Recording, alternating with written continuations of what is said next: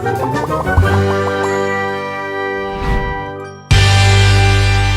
Stories की दुनिया। एक वक्त का किस्सा है। किसी गांव में घन सेठ नाम का एक बूढ़ा आदमी था जिसके पास बहुत दौलत थी। क्योंकि उसकी तबीयत बहुत खराब रहने लगी थी, उसने सोचा कि अब वक्त आ चुका है कि जायदाद का बंटवारा कर दिया जाए। उसके 2 बेटे थे। एक का नाम मीठा था, वो अपनी बीवी नसीबो कैंची के साथ रहता था, और एक बेटे का नाम बिट्टू था, वो अपनी बीवी शीला के साथ रहता था। उसका बेटा मीठा अपने बाप की सारी जायदाद पर कब्जा करना चाहता था। मीठे, तेरे बाप की आखिरी सांसें चल रही है, जाकर उससे सारी जायदाद अपने नाम करवा ले। बेगम, मुझे जायदाद अपने नाम करवाने की जरूरत नहीं है। अब्बा सारी जायदाद मेरे नाम खुद कर देगा, आखिर उसका बड़ा बेटा हूँ मैं। मीठे, तू किस खुशफहमी में है? मुझे तो लगता है कि तेरा बाप सारी जायदाद तेरे छोटे भाई के नाम ना कर दे बे, फिर तू हाथ मसलता रह जाबियो। ऐसा नहीं होने वाला। अगर ऐसा हुआ तो मैं उन्हें नहीं छोड़ूंगा। मीठे, वो जिंदा होगा तो तू उसे छोड़ेगा ना? अभी टाइम है, तू जाकर सारी जायदाद समेट ले ताकि हम खूब मजे मारे। मीठे, मैंने तो सोच लिया, हम तो साउथ अफ्रीका के जंगलों में जाके शिफ्ट हो जाएंगे। नहीं, साउथ अफ्रीका के जंगलों में पहले जानवर कम हैं, जो तू जाकर उनकी तादाद में इजाफा करना चाहती है। मीठे, मेरे से तमीज से बात करियो, मैं तेरी नाक से चीर के सुखड़े डाल दूंगी। जा अपने बाप के पास जाओ, उससे जाकर जायदाद की बात कर।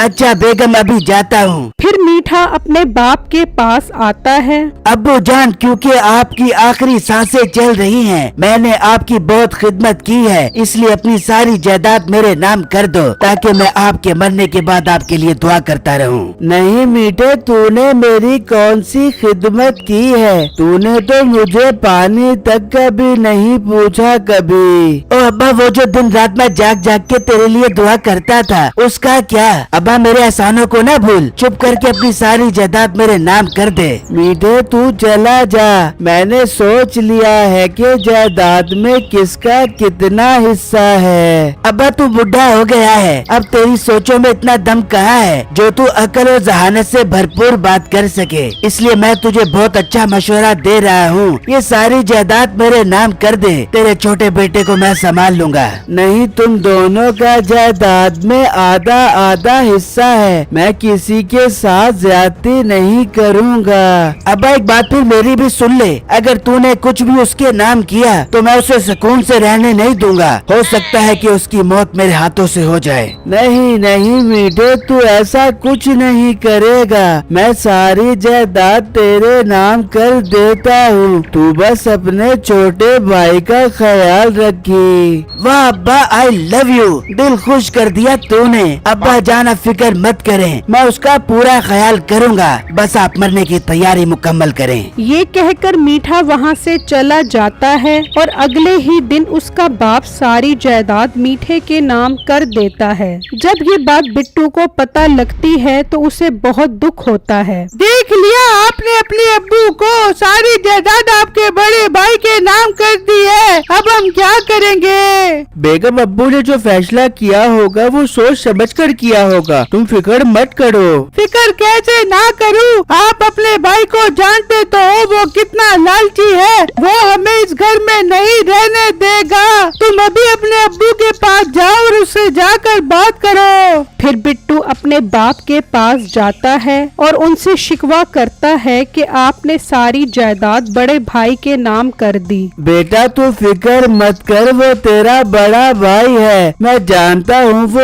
एक नंबर का बेगैरत है, लेकिन वो मेरे मरने के बाद तेरा ख्याल रखेगा। अब्बू जान, अल्लाह ना करे आपको कुछ हो, मेरी उम्र भी आपको लग जाए, मैं खुश हूँ आपने जो फैसला लिया है। वहाँ नसीबो कैंची बहुत खुश होती है और मीठे को कहती है, वाह मीठे, तूने तो प्रॉपर्टी की लाइनें लगा दी है। अब मीठे, मेरी बात जरा गौर से सुन, सारी जायदाद बेच दे, हम चलते हैं साउथ अफ्रीका के जंगलों में, वहाँ जाकर आलीशान घर बनावेंगे और बिन मानस और चिंपैंजियों के साथ खेला करेंगे। और बेगम, कहीं तू चिंपैंजी की नस्ल से तो नहीं है जो हर वक्त साउथ अफ्रीका के जंगलों में जाने की बातें करती रहती है? और मीठे, तुझे नहीं पता साउथ अफ्रीका के जंगलों में कितना सुकून वाला माहौल है। तू सारी जायदाद बेचने की तैयारी कर, सबको जाकर घर से निकाल दे। ये सुनते ही मीठा अपने बाप के पास आता है तो उस वक्त बिट्टू भी वहाँ बैठा होता है। ओ मोटे, क्या तू अब्बू के कान भरने आ गया है? चल यहाँ से निकल जा।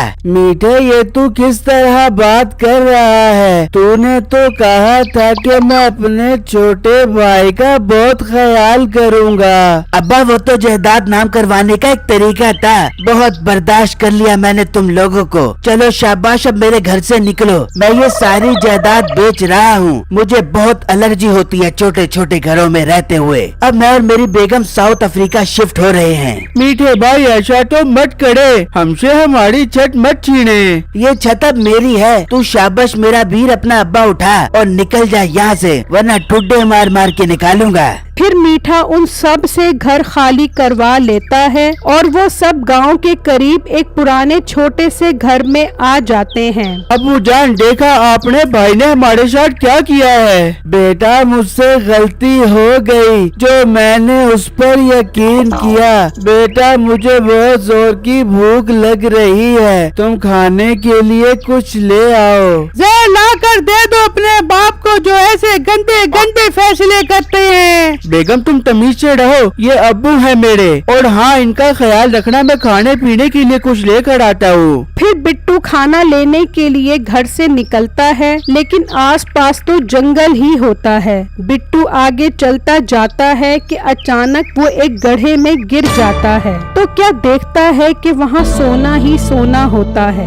ये क्या? ये तो सारा सोना ही सोना है, मगर ये सोना तो मेरे किसी काम का नहीं है, क्योंकि यहाँ से निकलने का कोई रास्ता नहीं है। वो अभी ये कह ही रहा होता है कि चुड़ैल आ जाती है। बिट्टू उसे देखकर कांपने लगता है।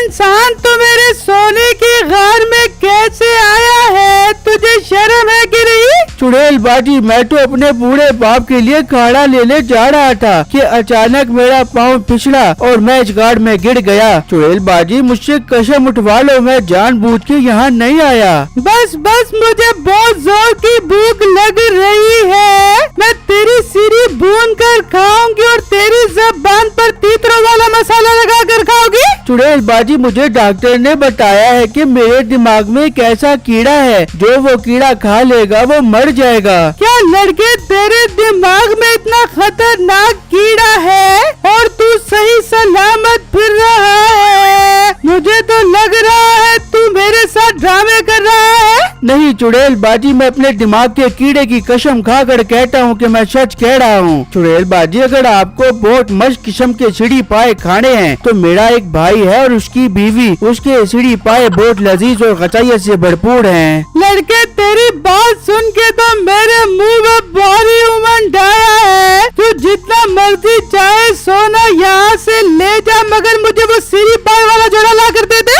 ठीक है चुड़ैल बाजी, मैं शाम में ही वो सीढ़ी पाए वाला जोड़ा लेकर आपकी खिदमत में हाजिर हो जाऊंगा।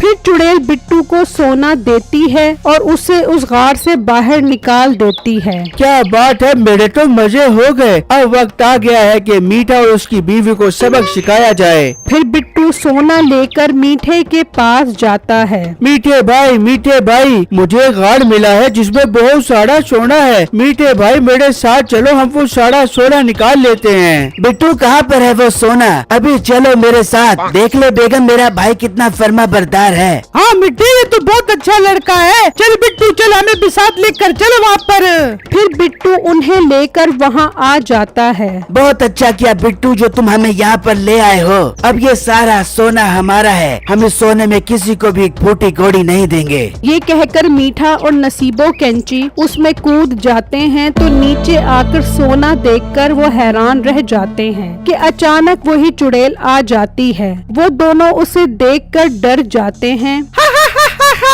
और लालची इंसानों, मुझे तुम्हारा इंतजार था। आज तो मैं तुम दोनों की सीढ़ी पाए खाओगी। चुड़ैल बाजी, क्या आपको बहुत जोर की भूख लग रही है? हाँ, मुझे बहुत जोर की भूख लग रही है। आज मजा आएगा तुम्हारा गोश्त खाने का। चुड़ैल बाजी, आप मेरी सीढ़ी पाए खा लें, मुझे कोई एतराज नहीं है, लेकिन मुझे बहुत जोर की पोटी आ रही है। मुझे घर जाने दें, मैं अपने सीढ़ी पाए खुद ही ट्रे में रख कर आपके पास ले आऊँगा। हाँ चुड़ैल बाजी, ये ठीक कह रहा है, मैं भी इसके साथ जाती हूँ। नहीं तो क्या तूने इसकी पोटी धोनी है दोनों चुप कर जाओ, जब मैं तुम्हारा गोश्त खाऊंगी तो तुम्हारी यहाँ पे बोटी निकल जाएगी।